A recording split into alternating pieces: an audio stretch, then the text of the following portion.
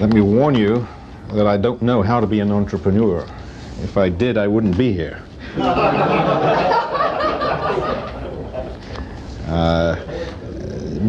It's not just being facetious to say that, because there is a real danger that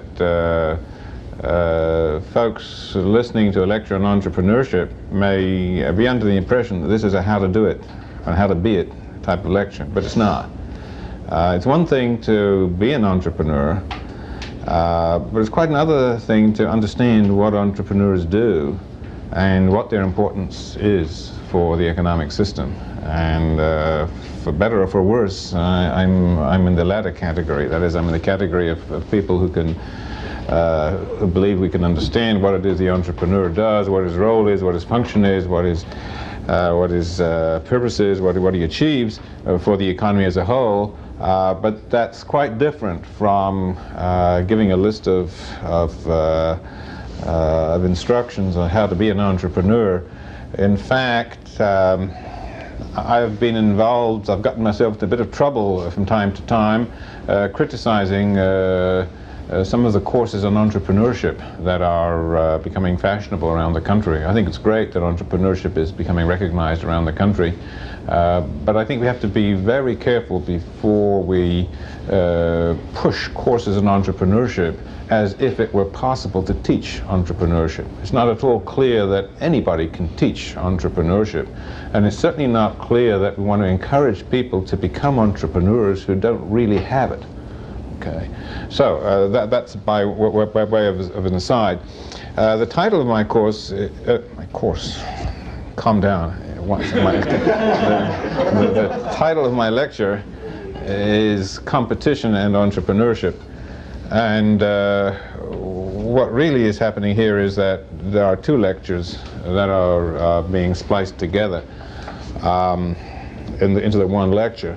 But even that is not quite the full story, because in fact I really only have one lecture ever to say. All my lectures are the same lecture, except sometimes I begin from the one end and sometimes I begin from the other end and sometimes I begin in the middle, but that all of my lectures are one lecture, and that is I lecture about the dynamic market process.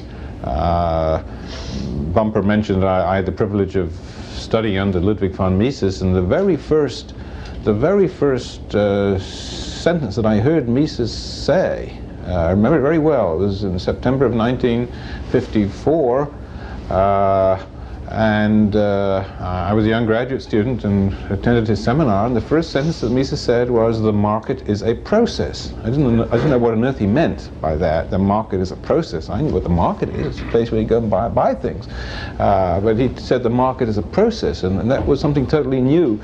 And all of my lectures are simply explaining what that means, that market is a process. One way of explaining that the market is a process is by fastening onto the concept of competition and showing how the market is a competitive process. Another way of expressing the same idea is to explain that the market is an entrepreneurial process, and you focus on the entrepreneur.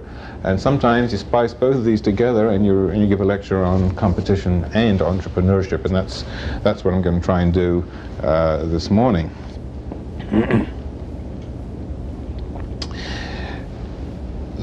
What is it that drives the market process? But by now, most of us understand, whether we're economists or laymen, we understand by now that the market achieves remarkable results.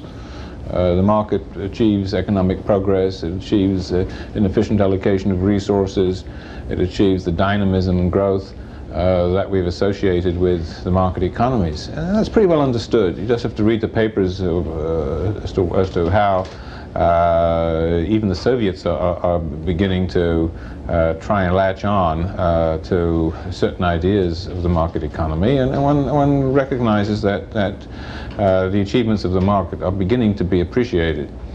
The question is, what is it that drives this process? How does it work? What is the economic mechanism? Mechanism is the wrong word, but it's difficult to come up with a better one. What is the economic nexus, the economic chain of events that in fact brings about the achievements of the market? We understand that that if the market achieves benign results, this is counterintuitive. It's surprising. It's something to write about. Man bites dog, because we wouldn't expect it to be that way. We wouldn't expect the market to achieve benign results, because the market consists of many individuals acting independently. And when individuals act independently, the natural expectation, the intuitive expectation, is that they're going to get in each other's way. Just imagine a busy traffic intersection without any traffic signals and without any rule of the road, just everybody trying to cross as fast as they can, and you realize there's going to be chaos, there's going to be blood on the streets. And the question is, well, why doesn't this happen in a market economy? Why is the market able to achieve economic order? Why is it able to achieve dynamic growth? Why is it able to achieve prosperity that is unprecedented in human history? Surely all of this requires a very delicate meshing of millions of activities, millions of actions. And how does it happen without any central direction? It is counterintuitive. My second lecture this morning, I'll be talking about the socialist calculation debate, where we go even further and we show not only is it possible for a decentralized economy to achieve these benign results, but it is only in the absence of centralization that this is possible, and that the centralized economic system is unable to simulate or duplicate the achievements of a market. Well, why is this? Why does all this happen? And there are, as I've indicated briefly, there are really two ways of approaching this question, and both are going to meet. The one way is to focus on competition, and the other was to focus on entrepreneurship. Let me start with competition.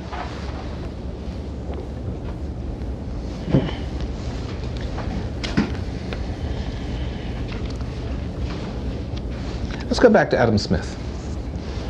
Adam Smith understood the market, and he emphasized competition.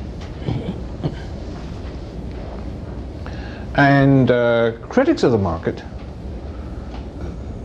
who appreciate what Adam Smith wrote are able to wriggle out of the trap that they see being posed by Adam Smith. And they say, sure, Adam Smith demonstrated how a market economy can work. But remember one thing, they said, Smith was assuming competition.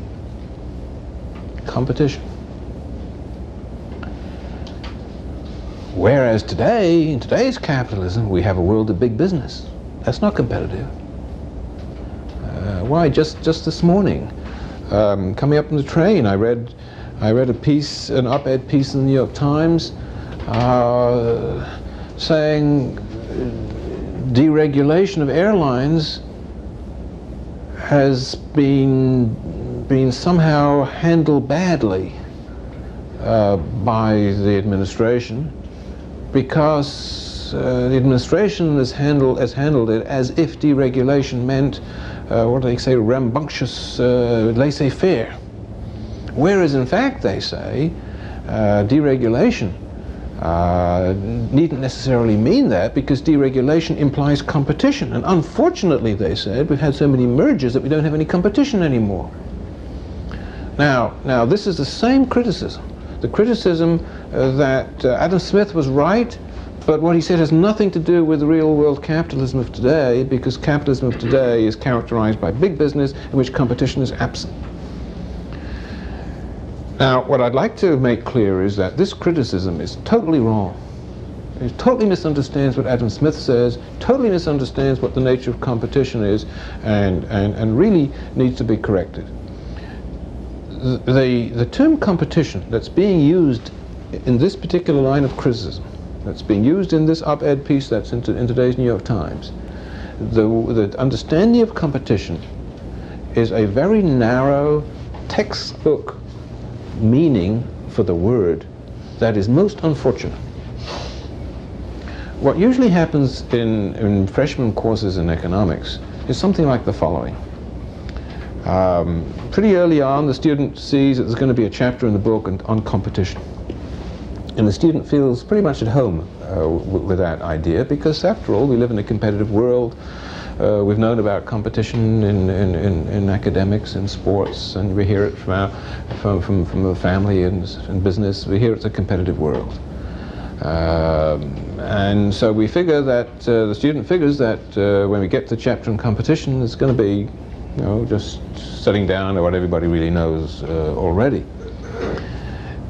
In fact, when you get to the chapter, when the student gets to the chapter, the student begins to be a little bit uncomfortable. He begins to read that the competition that economists are talking about is not really the competition that they were used to hearing about ever since they can remember. In fact, when they think into it more carefully, it turns out that the competition that the economic textbooks are talking about is exactly the opposite of the competition that everybody else is talking about.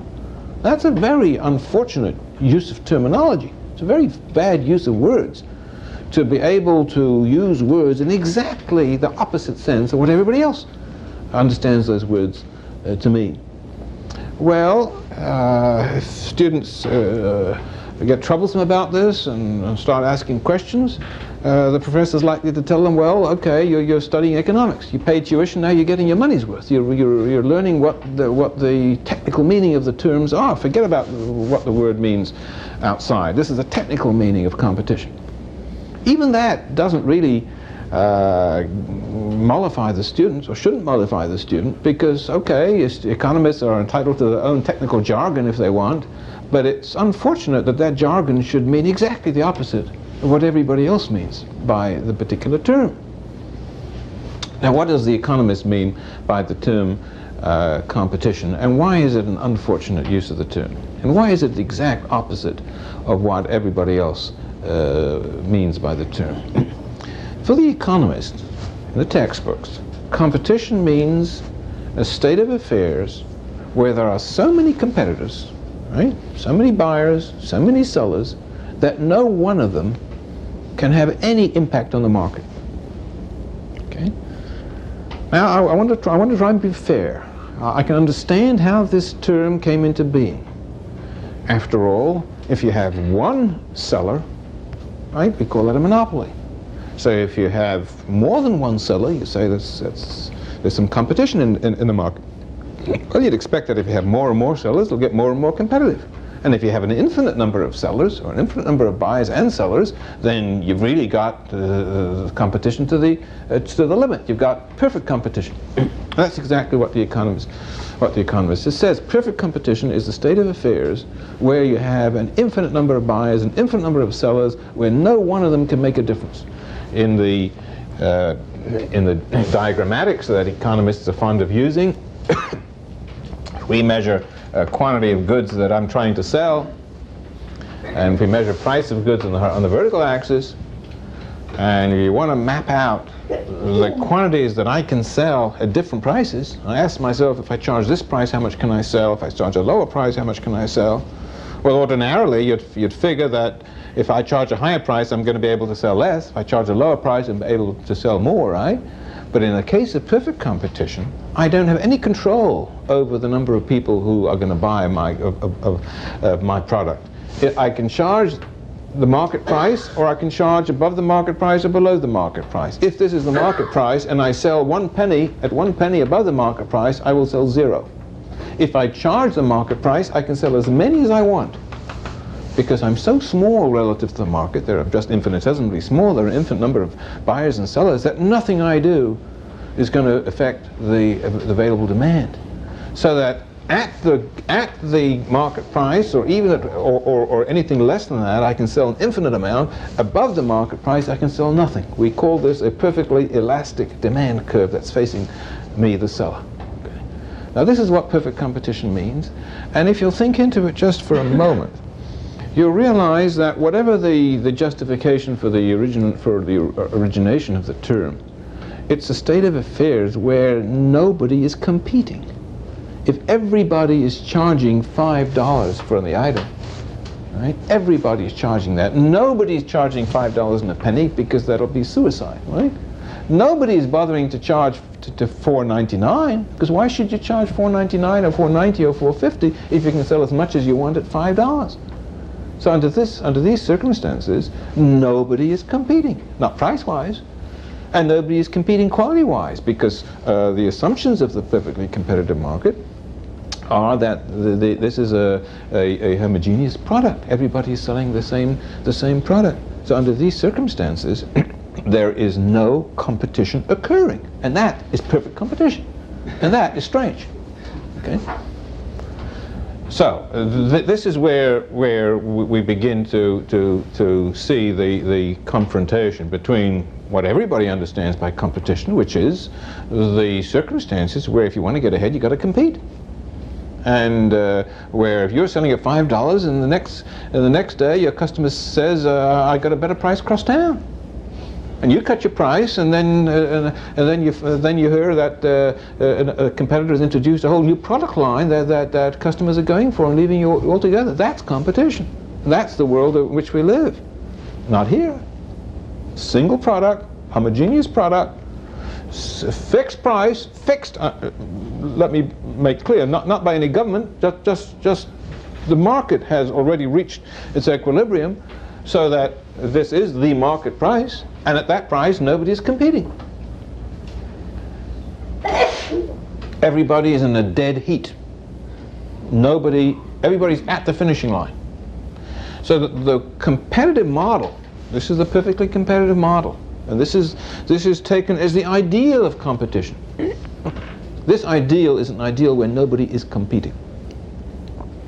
When the authors of the op-ed piece in today's Times ask for competition, what they have in mind is the ideal where you have many little airlines flying from every place to every place. So that if you want to go from New York to St. Louis, you don't just fly TWA. You can fly. You've got a choice of 15 airlines. That's what they mean by competition. An infinite number of sellers, all of whom charging the same price. In fact, it was rather curious. Back in the around 1940, there was a congressional committee that was investigating monopolies in industry, and some of the industries which were really had a good deal of concerted effort to keep prices fixed, a good deal of conspiracy and getting together in smoke-filled rooms to settle on the price. They would blandly face congressional committees, and they would say, well, sure, there's just a single price. Sure, everybody's charging the same price. But isn't that what perfect competition tells us is going to happen? Right? That's exactly what you'd expect. We're a great, perfectly competitive industry. Everybody's charging the same price. That's not competition. Where everybody gets together and agrees to jack up the price. That's not competition. That's a cartelization. Now, if we say that the economy depends on competition, if we say that the market depends on competition, if Adam Smith was saying that the market depends on competition, what did Adam Smith mean? Adam Smith meant by competition what everybody outside the classroom, outside the textbooks means by competition. He meant a state of affairs in which rivalrous competition is actively occurring. Okay? Actively occurring. That's a competitive economy. competition in this sense does not mean that everybody is doing the same thing. It does not mean that you've got a large number of buyers and sellers each selling exactly the same item at exactly the same price. It does not mean that at all. It means that you've got everybody on their toes looking over their shoulder. It means a state of terror, right? It's a state where everybody is scared. Everybody is scared that someone else may be doing something better than them. That's what competition means. It's not comfortable. It's not comfortable. A cozy world is a world in which you have monopolization. That's cozy.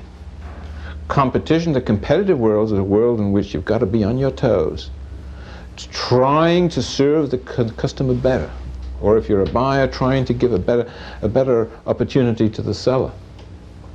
That's what competition means.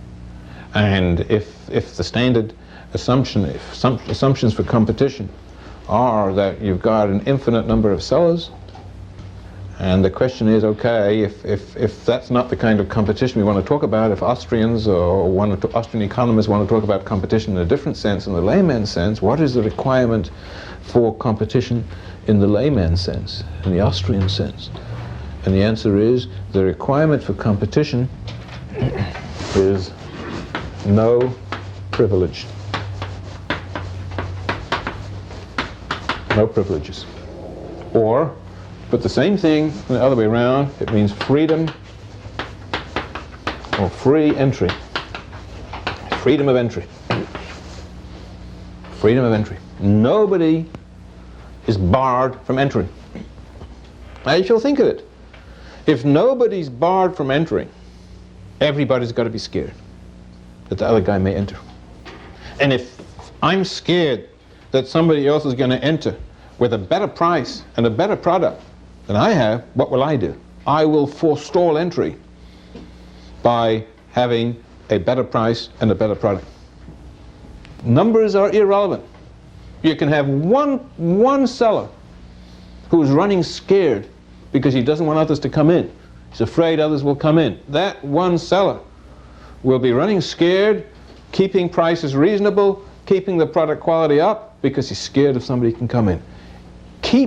If you can block entry, if you can put a protective barrier around your market, okay, then you've got monopoly. And you've got monopoly.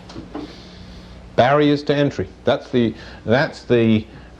meaning of absence of competition. Barriers to entry. Freedom of entry, that's what competition means. Barriers to entry, that's the absence of competition. What about so-called perfect competition? Where does that fit in? Well, perfect competition is a kind of a model. It's a model that developed as economists tried to formalize, to mathematize a state of affairs which might result as the concluding stage in a competitive process. Right? Remember, we started out by saying the market is a process.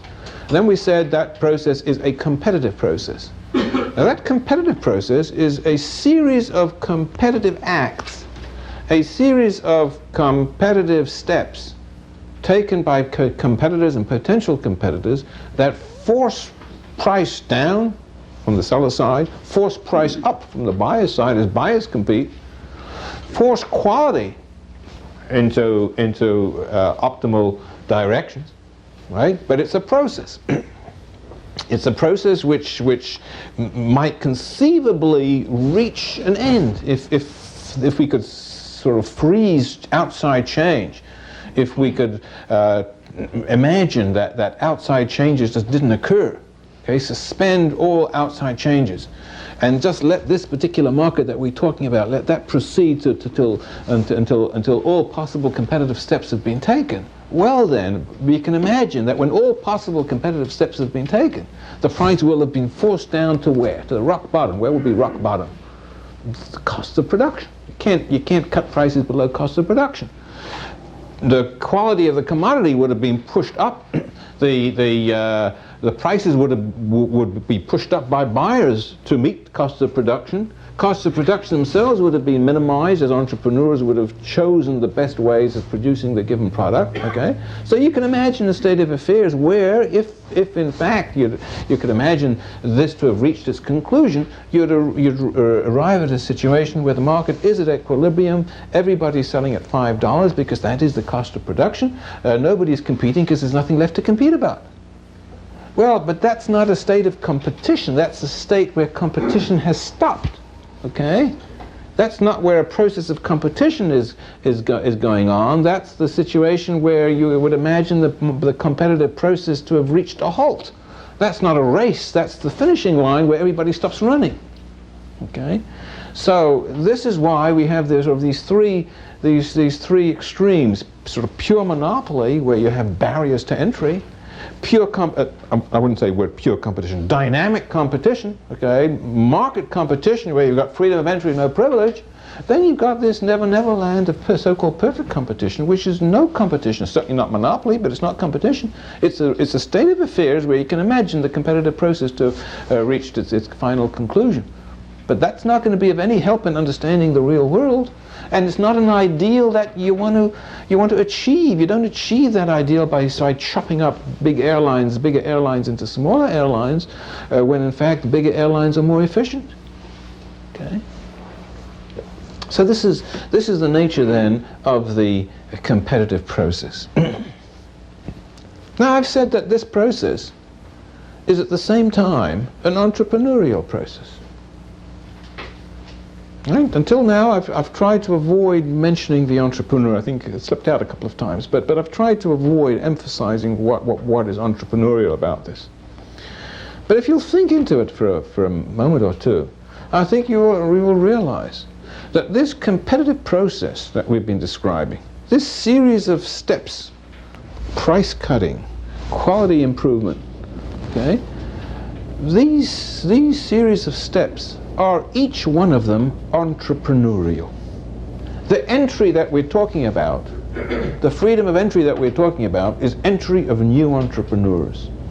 The absence of privilege we're talking about is absence of privilege for existing entrepreneurs vis-a-vis potential competitors. Okay?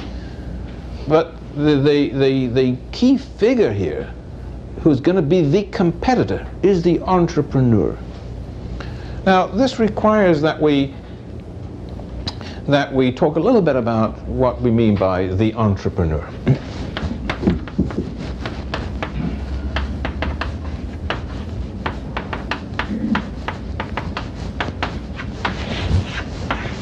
Now, as Bumper mentioned, there's been a lot written about the entrepreneur in recent years. I think the attention paid to the entrepreneur is a good thing. I think it's healthy for an economic system to understand how the system works and to appreciate what different functions are fulfilled by different kinds of individuals. I think that's good. And I think the entrepreneurial function is crucial. Not that I think the entrepreneur is a hero. There have been writings that represent the entrepreneur as a great moral ideal. That's not what I want to emphasize today. I don't necessarily see the entrepreneur as a moral hero. There have been writers going back to Joseph Schumpeter, a great economist of the first half of the century, who glorified the entrepreneur as a great heroic figure, great leader figure. That's not the kind of that's not the aspect of entrepreneurship that I want to emphasize. I want to emphasize the entrepreneur in a very prosaic sense. Whether he deserves glory or not is not my business. In fact, quite frankly, I don't believe he deserves particular glory. I think we ought to appreciate what he does. I think we ought to understand the harm we would do if we somehow stopped entrepreneurs from being active. But nothing that I say today about the entrepreneur depends on glorifying the entrepreneur as a hero. What do we mean by an entrepreneur? And how does entrepreneurship differ from any other economic activity? There's an important theoretical point here. If you study economics, textbook economics, you learn pretty early on that a crucial unit of analysis is the decision. deciding. Efficient decision-making is crucial to all microeconomic analysis, all price theory, all analysis of activity of the firm. Buyers' decisions, sellers' decisions, resource owners' decisions, all of these are decisions. And the economist has gotten the analysis of the decision down to quite an exact science. And the decision, the structure of the decision in the textbook is something like the following. Supposing you come into the supermarket. You've got $50, which you plan to spend. You don't have a clear picture of exactly what you're going to walk out of the supermarket with. You're going to spend $50. You do have, according to this theory, a very clear idea as to how you rank every commodity on the supermarket shelves.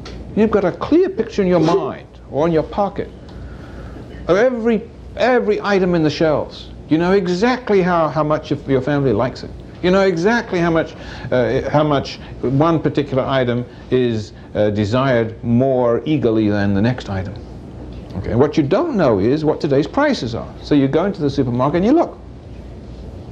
Okay, you walk into the supermarket, immediately you're imagined to know all the prices of all the items on the shelves. It's quite a bit of research, right?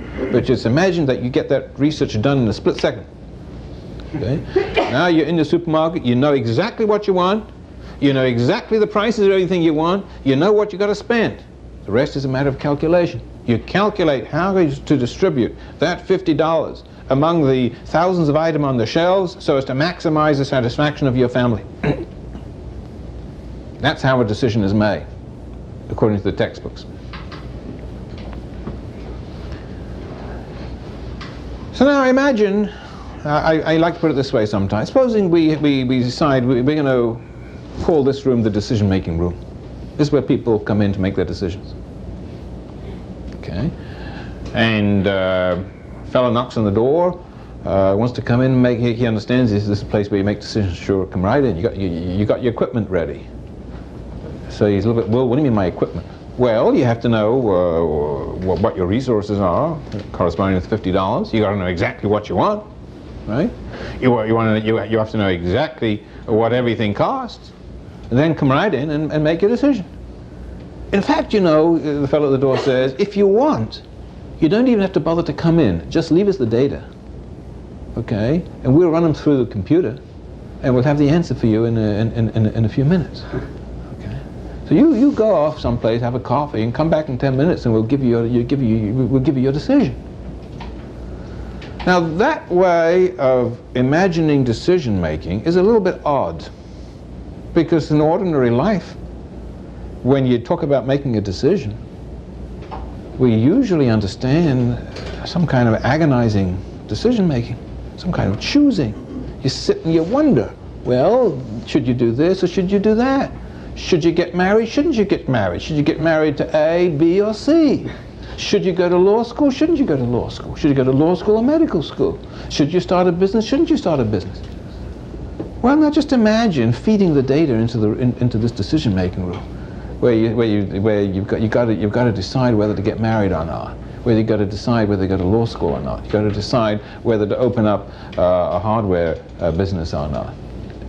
You can't allocate anything because you've got to decide, right? If you're deciding on whether you're going to start a hardware store in one town or another town, if you want to decide where you're going to live, you're not allocating resources among known alternatives on given terms of exchange, which is what you have in the supermarket example, right? You're sitting down and wondering what kind of market for hardware, for the hardware business, will there be in this town over the next 10, 20 years? What kind of market will there be in this place for the next 10 or 20 years? What kind of, you're looking at this person, how will that person look after 20 years if you sort of think you're getting married to her, right? What will the law business look like in 20 years if you decide to go to law school? What will I look like in 20 years if I decide to go to law school? Those are the questions you're asking yourself. Can a computer help you on that? Those are the decisions you've got to make. That's what deciding means in everyday life. So what's gone wrong? What is it that's gone wrong in the economist's concept of a decision and the day-to-day, everyday meaning of the word decision-making that surely does correspond to our understanding of the term? What has happened, I think, is as follows. The economist is not to be blamed. The economist has filtered out of decision-making a certain aspect of it that can, in principle, be put within the scope of the computer, be calculated. That's fine, because an aspect of our decision-making is calculative. We do, at some point in our decision-making, have to allocate given resources among different alternatives, like in the supermarket example. But the real decision that you make in the supermarket when you're wondering what should you buy is not if you're making the right calculation, but you're wondering, will your family like this particular brand, or will they like that? Do they want cheese or do they want fish? That's what you're deciding. And you're agonizing over that because you don't really know the future. You don't know what they're going to come up with. You don't know what the reaction is going to be. Exactly. So that's where decision is made. That's where decisions are made. You don't know what the future is going to hold exactly, but you've got to decide. You're driving along a road, and it's not a nice, clear summer day where you can see for miles ahead. It's a dark, foggy night. And you got to decide. You got to decide where to drive, how to drive, what speed to drive. You got to get ahead, because to stand still is no solution either. Somebody might ram you from the back. So you've got to move ahead. You got to look in the darkness ahead of you. You got to try and see where you're going. That's what decision making is about. Now, what's this got to do with the entrepreneur? Every real life decision has a computer aspect to it, a calculative aspect to it, and it has an entrepreneurial aspect to it. The entrepreneurial aspect of a real life decision is that aspect of the decision where you're deciding what it is you've got to choose between. You see, the model that we gave earlier of the supermarket example was a model in which you assumed everybody knows everything. You know exactly what's on the shelf. You know exactly what your family likes. You know exactly what the prices are. Then you just got to calculate. The real content, the entrepreneurial content of a decision, is to decide what exactly you're choosing between. That's the entrepreneurial aspect of a decision. When a businessman makes a business error, a bad mistake, and you look back and you say, gee, what did I do wrong? I made a bad decision. I made a wrong decision. What do you mean by that? Do you mean you make a mistake and you made a mistake in arithmetic? You mean your computer somehow gave you kicked out the wrong answer? No, that's not what you mean. You mean you fed in the wrong data into the computer. That's what you mean. You figured wrong. You open a hardware store in a place where nobody buys hardware. You went to law school in a country where nobody litigates. Not this country. Right? I won't even talk about the marriage example, right? That's where you make a mistake, right? You made a mistake where you assessed the future wrongly, right? You got a wrong picture of what you were choosing between. That's a business mistake. And what is a correct decision? A correct decision is one where you saw correctly. You saw right. You saw what the future held, more or less. Nobody's got a PhD in prophecy, right? But you can peer ahead and have a hunch for the future and act. And if you act right, if you're an entrepreneur, that means you see things right more of the time than you don't. When I said earlier that I'm not an entrepreneur, it's because I'm not very good at looking ahead and seeing what the future holds. Okay. But we're all entrepreneurs, don't misunderstand me. Every one of us is an entrepreneur. We all drive ahead. We all make decisions for the future. None of us stays put because we're so terrified of the future that we're paralyzed into motionlessness. We make decisions. We step off the curb. We get out of our houses. Right? Sometimes we take an umbrella, sometimes we don't. Sometimes we make a mistake by not taking the umbrella, sometimes we make a mistake by taking the umbrella. And sometimes we're right by taking the umbrella, and sometimes we're right by not taking the umbrella. But we get out of the house, and we make decisions, and we live, and we get married, and we have kids, and we engage in business, because we're entrepreneurs, every one of us. The pure entrepreneur, the entrepreneur that's understood as the businessman entrepreneur, he's an entrepreneur whose business it is purely to look at the future. Let me give you an example of pure entrepreneurship. If I can buy a commodity at 5 and sell it today or tomorrow or next year at 10, and the 5 includes all the costs that I have to pay in order to be able to deliver the commodity when I sell it, and I can sell it for 10, I'm an entrepreneur. I see the future right. I can buy at 5 and sell at 10. That's a pure entrepreneur. If I can produce something by buying resources for 5, okay, turning those resources into a product that I can sell for 10, I'm an entrepreneur. I saw it right. I can create a product worth 10 by buying resources worth 5. Why am I able to do this? Why am I able to find a difference between 5 and 10? Because I see something which other people didn't see.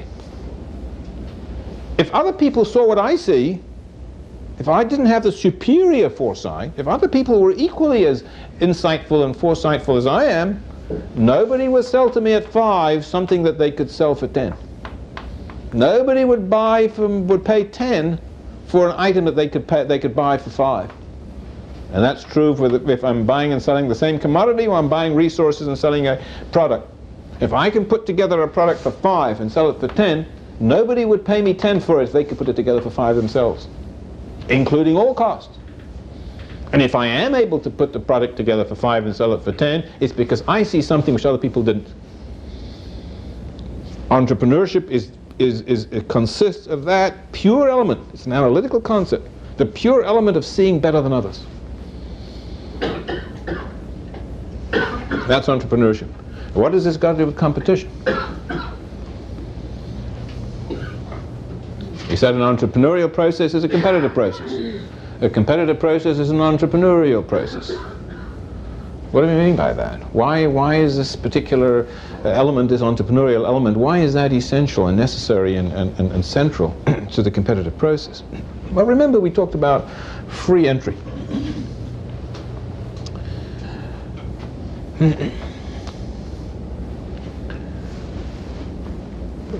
I remember when I studied under Mises in the 50s, he used to think back to days of the turn of the century. And at that time he said, people used to say, nobody can compete with the railroads.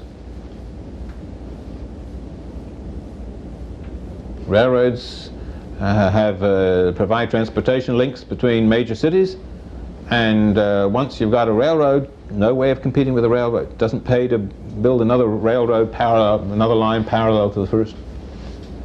So every railroad is a monopoly. That's what they used to say, Mises said, and they were wrong. Because in the 50s and later the railroads were in pretty poor shape.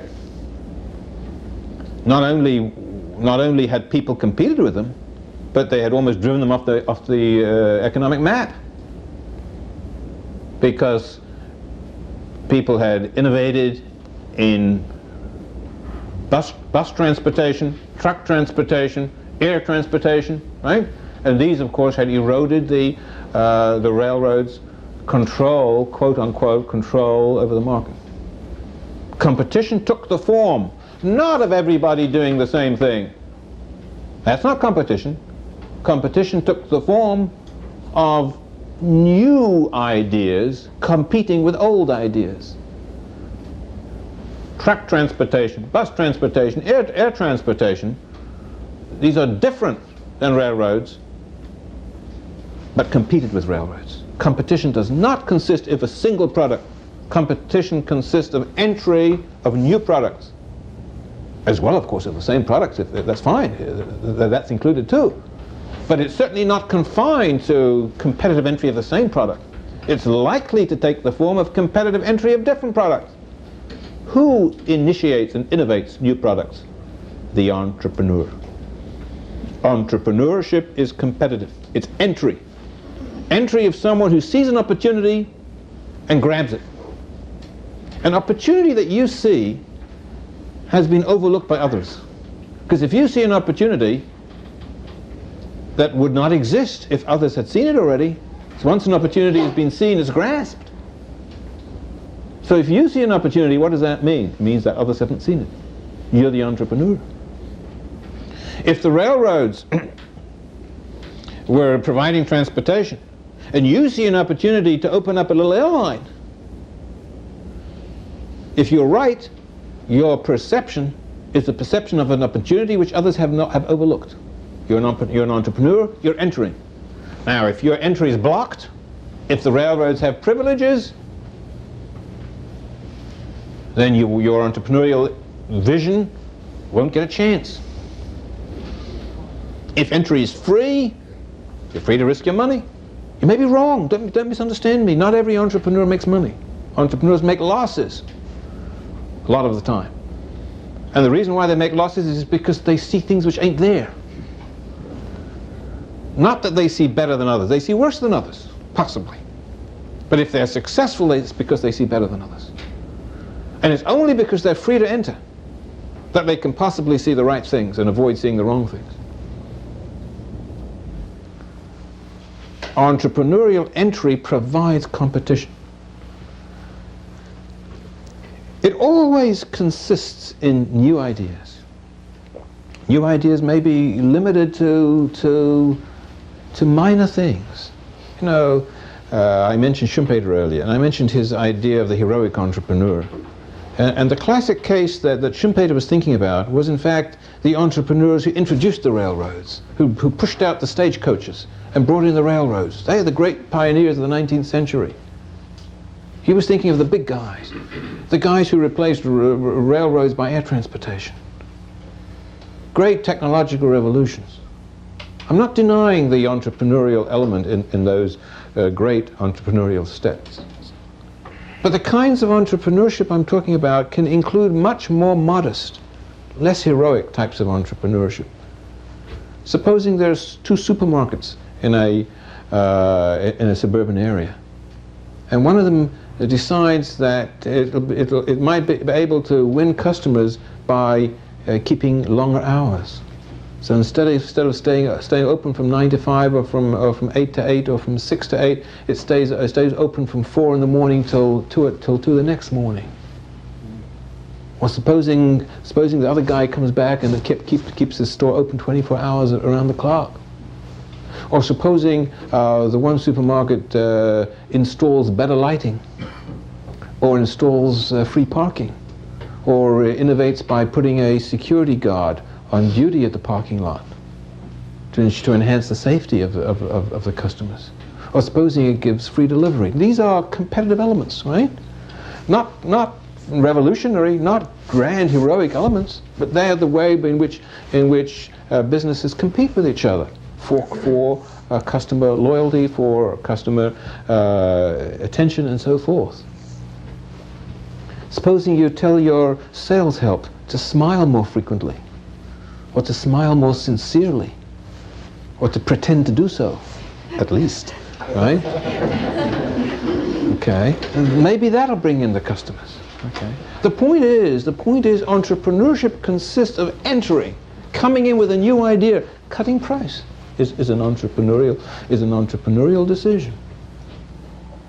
It's a decision that consists in changing the array of alternatives available to the people you're dealing with. You're offering them a new alternative. Advertising is a way of catching the consumer's attention. If you're an entrepreneur, selling exactly the same thing as the next guy is, but you're able to bring to you the attention of the consumer more effectively what it is that you have to serve the consumer with, you're a more effective vendor, you're a more effective producer. You're doing something which is in the interest of the consumer. So the entrepreneur, because he's free to do this, is able to enter and improve matters for the consumer. This is what the entrepreneurial process is. It is a competitive process. Every entrepreneur is competing. And every entrepreneur, provided there's freedom of entry for others, is under the gun, under the competitive gun. The series of steps that are taken in a market are competitive steps. They are entrepreneurial steps. The entrepreneurial process is the competitive process. The competitive process is the entrepreneurial process.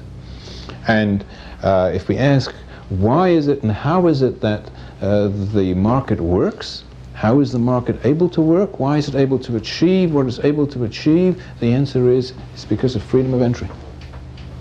Or, to put it in brief, freedom. That's all. A free market works because it's free. Free here means nobody has any privilege. Everybody operates within the constraints of their property rights. Right? If you've got an idea, you are free to try it out. Do you need resources to be an entrepreneur? In principle, you do not. This is an important point. Let me just dwell on it for a moment. If you've got an idea, you can buy it $5 and sell it $10. Do you need $5? Not really. Not really. What you really need is to know somebody who'll lend you $5, right? Or, if you're fast enough, to pay the $5 when you get the 10, right? Right? You don't need any money to be a pure entrepreneur. You don't need to be a capitalist to be an entrepreneur. There has to be a capitalist somewhere in the market. Someone has got to. If there's a gap in time between the time you buy your resources and the time the product is sold, somebody's got to carry the capital costs. Somebody's got to be the capitalist. In which case you may be borrowing money from the capitalist, or you may be a capitalist yourself, or the input owners may be your capitalist. If you can get your workers to get paid at the end of the week instead of the beginning of the week, then you can work. Then they're the ones who are extending the capital, right? They're working, they're producing. You sell to the customers and pay wages to your workers. The workers were your capitalists. They were extending credit. You've got to have a capitalist, but entrepreneurship has nothing to do with being a capitalist. Naturally, if you're a capitalist, it makes it easy for you. You don't have to knock on anybody's door. You don't have to put in a tie to borrow money. You can use your own capital, right? You don't need resources to be an entrepreneur. Anybody can be an entrepreneur, provided what? Provided it's free to enter. No resources are required to be an entrepreneur. Anybody can be an entrepreneur under a free market, within the scope of property rights, which means you can't enter my house and say freedom of entry. You can't enter my store and say freedom of entry is going to be, and you're going to start selling my merchandise. That's not what freedom of entry means. Freedom of entry means that within the limits of your own property rights, within the limits of the promises you yourself make, you are free to enter, to buy, and to sell. And nobody can stop you. Nobody can say you can't open an airline here because you don't have a license. Nobody can say you can't open a liquor store here because you don't have a license. Nobody can say you can't practice medicine here because you don't have a license. Freedom of entry. Naturally, consumers may prefer that some people have licenses. They may prefer that doctors who are going to perform brain surgery have licenses. That's because the consumer wants it, not because anybody's blocking the freedom of the entrepreneur to enter. Okay? So it's the freedom of entry that constitutes the necessary condition for competition and the necessary condition for entrepreneurship. It's the entrepreneurial competitive process that drives the market and that constitutes the market. And that, I believe, is what Mises meant when he said in September 1954 that the market is a process. Thank you very much.